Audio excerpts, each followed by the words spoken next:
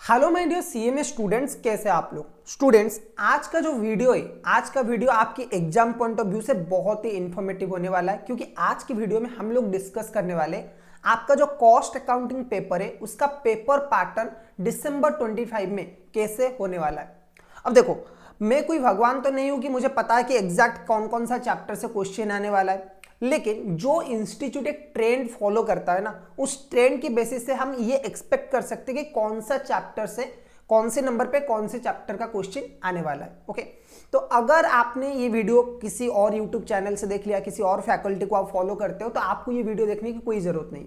लेकिन अगर आपको नहीं पता है कि क्वेश्चन कौन सा चैप्टर से आता है, कौन सा नंबर का क्वेश्चन कौन सा चैप्टर से, तो ये वीडियो आपके लिए बहुत हेल्पफुल हो सकता है फॉर योर कमिंग एग्जाम, क्योंकि एग्जाम सिर्फ 40 दिन बचा है एंड इस 40 डेज में आपको अपने जो पेपर्स है उन्हें बहुत अच्छी तरीके से रिवाइज करना है to clear your group. Okay, तो चलिए स्टार्ट करते। हम एनालिसिस करने वाले आपका पेपर नंबर 8 जो है कॉस्ट अकाउंटिंग। ग्रुप 1 का जो पेपर नंबर 8 है कॉस्ट अकाउंटिंग, उसके बारे में हम लोग आज बात करने वाले। ओके, आप सबको पता होगा कि ये जो है ये 100 मार्क का जो है 100 मार्क का पेपर है और 3 घंटे का पेपर है। तो कौन से चैप्टर से कौन से नंबर का क्वेश्चन कौन सा चैप्टर से आता है, यहां पे आपको एक बार पता होना, एक बार आइडिया होना जरूरी है, सो दैट कि आप अपने सिलेबस अपने हिसाब से बना सकते हो। जरूरी नहीं है कि आप पूरा 100% सिलेबस, जो बुक का सिलेबस है, वो पूरा कवर करके जाओ, ठीक है। क्योंकि अगर आपने लिमिटेड सिलेबस भी अच्छी तरीके से फोकस कर लिया, अच्छी तरीके से कवर कर लिया है ना, तो भी आप 70 to 80 मार्क्स स्कोर कर सकते हो। बस आपको उस चैप्टर में पूरा जो है फ्लुएंसी आना चाहिए। आप उस चैप्टर में पूरी तरह से जितने भी क्वेश्चन है पूरी तरह से कॉन्सेप्चुअली क्लियर होना चाहिए, ठीक है। चलो, सो आपका 100 मार्क का जो पेपर है उसमें क्वेश्चन नंबर 1 जो होता है ना, उसमें जो क्वेश्चन नंबर 1 होता है वो क्वेश्चन नंबर 1 होता है basically MCQs. Okay, MCQ questions होते हैं और यहां पे मैं बोलूं 15 क्वेश्चंस आते हैं और ईच क्वेश्चन 2 मार्क का होता है, जो कि टोटल आपका बनाता है 30 मार्क्स। तो 30 मार्क्स तो सर आपका पहले क्वेश्चन से आगे। ओके, 15 क्वेश्चन आएंगे।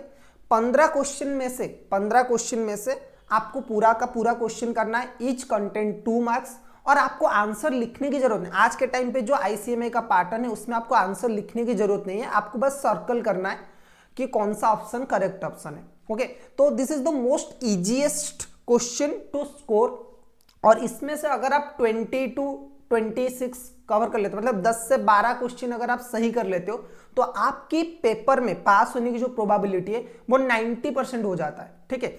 अगर आप 30 में से 24, 26 ऐसा, मतलब 1-2 एमसीक्यू को गलत कर लीजिए, लेकिन बाकी का एमसीक्यू अगर 10 से ज्यादा एमसीक्यू आप सही कर लेते हो ना, तो आपकी इस पेपर में पास होने का जो प्रोबेबिलिटी है वो बहुत ज्यादा बढ़ जाता है, ठीक है। अब चलते हैं क्वेश्चन नंबर 2। क्वेश्चन नंबर 2 जो है सर, क्वेश्चन नंबर 2 से क्या क्या क्वेश्चन आता है। देखो, क्वेश्चन नंबर 2 में 2 क्वेश्चन आएगा, एक होगा 2A और एक होगा 2B। एक होगा 2A और एक होगा 2B। अभी 2A वाला क्वेश्चन कहां से सर आएगा? 2A वाला जो क्वेश्चन है नॉर्मली आपका आता है कॉस्ट शीट से, ठीक है। 2A वाला जो सॉरी कॉस्ट शीट, ओके, आपका जो कॉस्ट शीट वाला चैप्टर है, कॉस्ट शीट वाले चैप्टर से नॉर्मली ये जो 2A वाला क्वेश्चन है, नॉर्मली यही क्वेश्चन आता है। और अगर आप 2-3 साल की ट्रेंड देखोगे ना, जब से न्यू सिलेबस आया है, न्यू सिलेबस में कॉस्ट शीट वाला क्वेश्चन हमेशा 2A नंबर में आता है। और ये जो क्वेश्चन है ये कितने मार्क का होता है? 7 मार्क का होता है। ये क्वेश्चन होता है 7 मार्क का 2A का, ठीक है। चलो सर, 2B में क्या आता है? देखो, 2B में नॉर्मली आपका आता है मेटेरियल और लेबर, मेटेरियल कॉस्टिंग, और मैं बोलूं लेबर कॉस्टिंग। मेटेरियल और लेबर, यहां पे आपके पास ऑप्शन है। देखो, नॉर्मली ऐसा होता है, नॉर्मली जो इंस्टीट्यूट का ट्रेंड है वो ऐसा होता है कि अगर एक टर्म में लेबर आया है तो दूसरे टर्म में मेटेरियल आ जाता है। एक टर्म में अगर लेबर का क्वेश्चन आया, लेबर कॉस्टिंग का क्वेश्चन, तो दूसरे टर्म में क्या आता है? मेटेरियल आता है। तो सर दिसंबर टर्म में क्या आने वाला है? देखो, मैं बोलूँ जून 2025 में जो क्वेश्चन आया था वो लेबर से आया था, ठीक है, जून 2025 में जो क्वेश्चन आया था वो आया था लेबर से। तो दिसंबर में आप मोस्ट एक्सपेक्ट कर सकते हो कि ये नहीं आएगा, ये वाला आएगा, माने कि मटेरियल से क्वेश्चन आ सकता है, क्योंकि लेबर ऑलरेडी आया हुआ है। अगर इस बार की आप एमटीपी देखोगे ना, एमक्यूपी जो है ना, अगर इस बार की एमक्यूपी मॉडल क्वेश्चन पेपर आप देखोगे तो उसमें भी मटेरियल का क्वेश्चन दे रखा है। और मटेरियल का क्वेश्चन अगर आता है तो या तो फीफो लिफो आ सकता है, या तो आपका लेबल सेटिंग आ सकता है, या तो आपका ईओक्यू आ सकता है, ठीक है।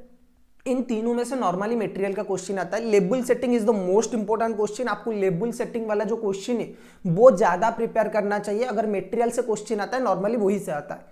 उसके बाद ईओक्यू का और जो डिस्काउंट ऑफर वाला होता है क्वेश्चन, ईओक्यू एंड उसके साथ अगर कोई डिस्काउंट ऑफर आप सप्लायर से मिल रहा है तो उससे कंपेयर वाला जो क्वेश्चन है वो भी आ सकता है, या फिर फीफो लिफो से एक छोटा सा क्वेश्चन आपका आ जाएगा। तो इसमें से भी आप बोल सकते हो कि आपका आएगा 7 मार्क नॉर्मली। सर ये फिक्स है का? अब आप 3-4 साल की, अगर आप 2-3 साल की, जब से इंस्टीट्यूट का नया सिलेबस आया है 2022 वाला, उसमें अगर एग्जाम पैटर्न देखोगे तो यही आता है। कॉस्ट शीट नंबर ए में फिक्स है और नंबर बी में मटेरियल और लेबर से कोई भी क्वेश्चन आ सकता है। जरूरी नहीं है कि इस बार मटेरियल ही आए, मतलब अगली बार लेबर आया था तो इस बार मटेरियल है, इस बार में भी फिर से अगेन लेबर आ सकता है। और अगर लेबर भी आता है तो कोई प्रॉब्लम नहीं है, आप आराम से कर सकते हो। यहां पे आ जाएगा 14 मार्क, यहां पे आ जाएगा आपका 14 मार्क, ठीक है। सो क्वेश्चन नंबर 1 आपका एमसीक्यू आता है। क्वेश्चन नंबर 2 की अगर मैं बात करूं तो कॉस्ट शीट एंड मटेरियल और लेबर, इन दोनों में से कहीं भी से भी क्वेश्चन आ सकता है। इसके बाद अगर हम बात करें क्वेश्चन नंबर 3 की, क्वेश्चन नंबर 3 के बारे में अगर हम स्टूडेंट्स बात करें, या आप मेरे साथ साथ लिख सकते हो। क्वेश्चन नंबर 3 की अगर मैं बात करूं तो क्वेश्चन नंबर 3 के ए में एंड बी में, यहां पे भी ऑलमोस्ट इंस्टीट्यूट एक फिक्स पैटर्न फॉलो करता है, यानी कि फिक्स चैप्टर से यहां से भी आपका क्वेश्चन आता है। यहां पे आपका आता है रिकॉन्सिलेशन स्टेटमेंट। जो रिकॉन्सिलेशन स्टेटमेंट होता है ना, cost accounting profit and financial accounting profit दोनों को मैच करना होता है, उसमें से क्वेश्चन आता है और ये कंपलसरी क्वेश्चन से। उसके बाद एक आपका आता है ओवरहेड से, ओवरहेड से आपका एक कंपलसरी क्वेश्चन आता है 7 मार्क का, ठीक है। सो ये दोनों मिलकर हो जाता है 14 मार्क्स, ठीक है। सो ओवरहेड से नॉर्मली जो क्वेश्चन आता है वो अंडर रिकवरी और ओवर रिकवरी ऑफ ओवरहेड आता है। कभी कभी आपका मशीन आवर रेट पूछ लेता है, कभी कभी लेबर आवर रेट पूछ लेता है, कभी कभी एब्जॉर्प्शन एंड अपोर्शनमेंट भी पूछ लेता है, सॉरी अपोर्शनमेंट जो है अपोर्शन एंड री अपोर्शनमेंट पूछ लेता है। तो अंडर रिकवरी, अंडर एब्जॉर्प्शन, मतलब अंडर एब्जॉर्प्शन, ओवर एब्जॉर्प्शन, उसके बारे में क्वेश्चन आ जाता है। नॉर्मली क्वेश्चन वही से आता है, under absorption and over absorption of overhead. अगर दूसरा कोई क्वेश्चन पूछना चाहे तो वो मशीन आवर रेट या फिर लेबर आवर रेट से क्वेश्चन पूछ सकते हैं, या फिर अगर और भी इजी करना है तो वो जो आपका अपोर्शनमेंट एंड री अपोर्शनमेंट है ना ओवरहेड कॉस्ट का, उसका एक टेबल पूछ सकते हैं, उसका सिंपल क्वेश्चन आपको पूछ सकते हैं। और रिकॉन्सिलेशन स्टेटमेंट में क्वेश्चन या तो होगा कि आपको फाइनेंशियल अकाउंटिंग का प्रॉफिट दे रखा है क्वेश्चन में, और आपको कॉस्ट अकाउंटिंग का जो ट्रांजैक्शन है वो दे रखा है, आपको मैच करना है। या फिर ऐसा भी हो सकता है कि आपको एक पीएनएल अकाउंट दे रखा है, ठीक है, जिसमें आपको जो फाइनेंशियल अकाउंटिंग है उसका, या फिर एक आपको ट्रायल बैलेंस दे रखा है, फाइनेंशियल अकाउंटिंग आपको प्रॉफिट निकालना है, आपको कॉस्ट शीट बना के जो आपका कॉस्टिंग का प्रॉफिट है वो निकालना है, फिर दोनों को क्या करना है, रिकॉन्साइल करना है। तो एक हो सकता है कि आपको दोनों प्रॉफिट दे रखा है और कुछ ट्रांजेक्शन्स दे रखा है, जो कि सिंपल वाला क्वेश्चन है, वो आ सकता है 7 मार्क का। या फिर ऐसा भी हो सकता है कि आपको दोनों ही नहीं दिया है, यानी कि ना कॉस्टिंग का प्रॉफिट ना अकाउंटिंग का प्रॉफिट, कुछ भी नहीं दिया है, और दोनों के दोनों आप क्या कर सकते हो, दोनों के दोनों निकाल के उसके बाद आपको रिकॉन्साइल करना है, ठीक है। चलो उसके बाद आता है question number 4। Question number 4 sir कहां से आता है, देखो चलो क्वेश्चन नंबर 4 भी यहाँ पे, क्वेश्चन नंबर 4 की अगर मैं बात करूं, यहां पे आपके पास वेराइटी ऑफ ऑप्शन है, लेकिन यहां पे भी आपके पास जो दो क्वेश्चन है, question number 4A and 4B। Question number 4A and 4B में क्या है, देखो ये वाला जो क्वेश्चन है इसमें ये नॉर्मली कॉन्ट्रैक्ट कॉस्टिंग के साथ आता है, मतलब 4B जो होता है वो आता है कॉन्ट्रैक्ट कॉस्टिंग, और कॉन्ट्रैक्ट कॉस्टिंग से हर टर्म में क्वेश्चन आ रहा है तो 7 मार्क आ सकता है, ठीक है। इसके साथ अगर मैं बोलूं ऑपरेशन कॉस्टिंग और ऑपरेटिंग कॉस्टिंग, इसके साथ आपका आ सकता है ऑपरेटिंग कॉस्टिंग, और मैं बोलूं प्रोसेस कॉस्टिंग भी आ सकता है। दोनों में से कोई भी पूछ सकता है। ऑपरेटिंग कॉस्टिंग भी आ सकता है और प्रोसेस कॉस्टिंग भी आ सकता है, और जेपीबीपी भी आ सकता है, जॉइंट प्रोडक्ट और बाई प्रोडक्ट। ये भी आपका joint product and by product जो चैप्टर है आपका, वो भी आपका आ सकता है। तो यहां पे आपके पास ऑप्शन ज्यादा है, मतलब 4B जो है ना, 4A वाला जो क्वेश्चन है उसमें आपका जो क्वेश्चन है वो 2-3 जगह से आ सकता है। या तो ऑपरेशन कॉस्टिंग से आ सकता है, या तो प्रोसेस कॉस्टिंग से आ सकता है, या तो जो joint product and by product वाला चैप्टर है वहां से भी आपका क्वेश्चन आ सकता है। लेकिन सर मोस्ट प्रोबेबल क्वेश्चन जो है वो कौन सा है, मैं बोलूंगा operating costing is the most probable question. अब ये दोनों मिलाकर भी कितना हो जाते हैं, 14 मार्क्स। ओके, उसके बाद चलते क्वेश्चन नंबर 5। उसके बाद चलते question number 5। Sir question number 5, question number 5 में क्या है, चलिए एक बार देखते हैं क्वेश्चन नंबर 5। क्वेश्चन नंबर 5 में देखिए,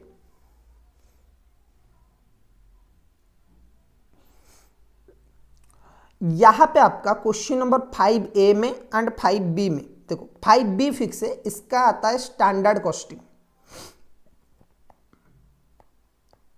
स्टैंडर्ड कॉस्टिंग एक 7 मार्क का क्वेश्चन आपका यहां से आ जाता है, ठीक है, 7 मार्क का ये फिक्स है। लेकिन जो क्वेश्चन अलग आ सकता है वो आ सकता है यहां पे आपका प्रोसेस, या फिर जेपीबीपी, जॉइंट प्रोडक्ट और बाई प्रोडक्ट, या फिर यहां पे भी आपका ऑपरेटिंग कॉस्टिंग आ सकता है। अब देखो यहां पे अगर प्रोसेस आएगा, यहां पे अगर प्रोसेस आएगा, यहां पे ऑपरेटिंग आ सकता है।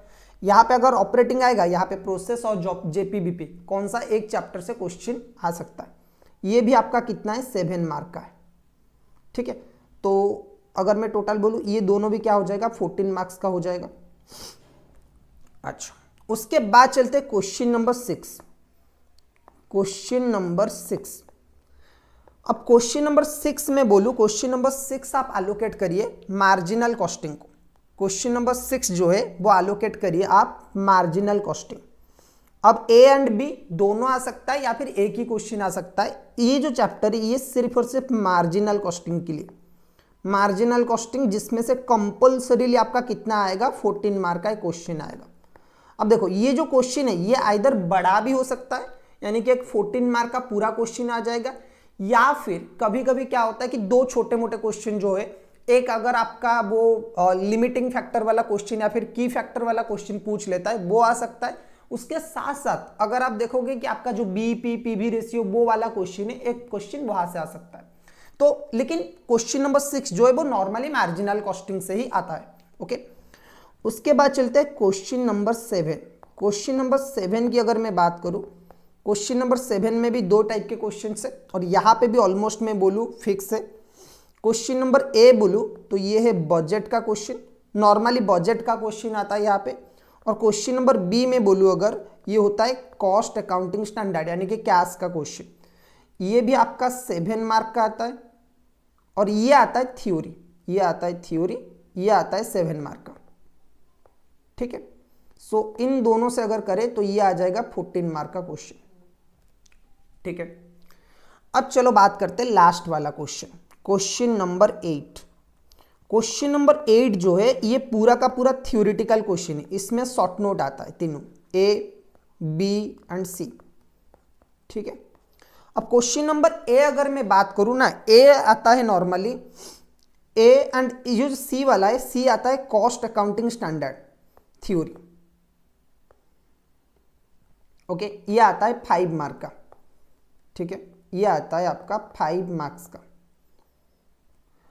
अब ये आता है इंट्रोडक्शन से, मतलब जो 8 नंबर बी वाला क्वेश्चन है इंट्रोडक्शन से आता है, ये भी थ्योरी है, ठीक है। ये भी कितना आता है, 5 मार्क्स का आता है।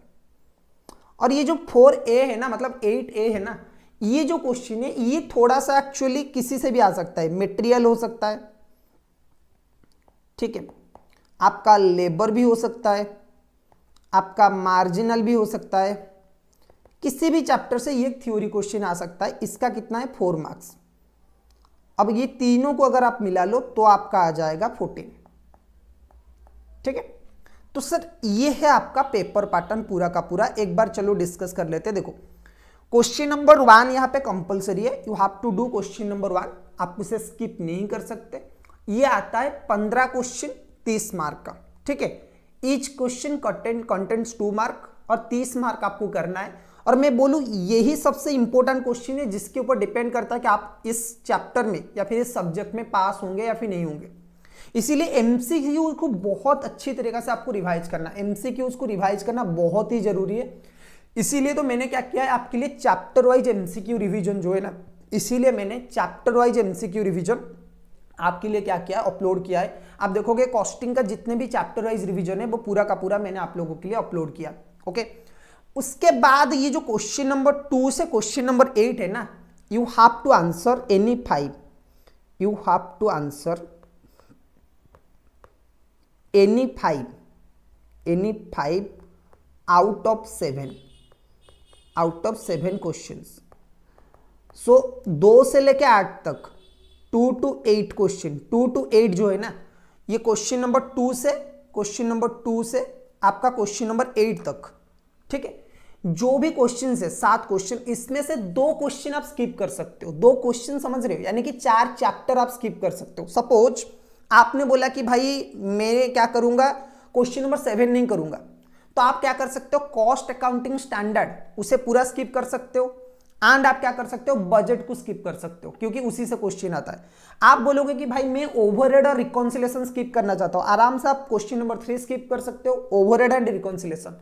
आप समझ रहे हो, आपकी बर्डन बहुत ड्रास्टिकली चेंज हो जाएगा, मतलब ड्रास्टिकली रिड्यूस हो जाएगा अगर आपने 2 क्वेश्चन स्किप करने के बारे में सोचा। लेकिन एक बात मैं बोल रहा हूं, आपको पूरा का पूरा सिलेबस कवर करके जाना है। लेकिन अगर आपके पास टाइम लिमिट कम है, अगर आप अभी भी आपको लगता है कि नहीं मैं तो पूरी तरह से एग्जाम के लिए प्रिपेयर नहीं हूं, तो बिल्कुल ऐसा मत सोचिए, क्योंकि 2 क्वेश्चन स्किप करने के बाद भी यू आर अटेनिंग 100 मार्क।